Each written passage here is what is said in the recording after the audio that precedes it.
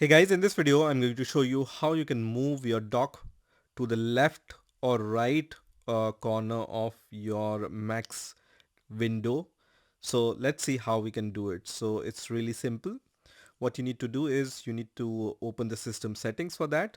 So you can click on your Apple logo on the top left corner and then click on system settings option from here, or you can also find the system settings icon on the dock. Once system settings window opens, you need to search for this option which says desktop and dock, and here you will be able to see the option to position your dock on the screen.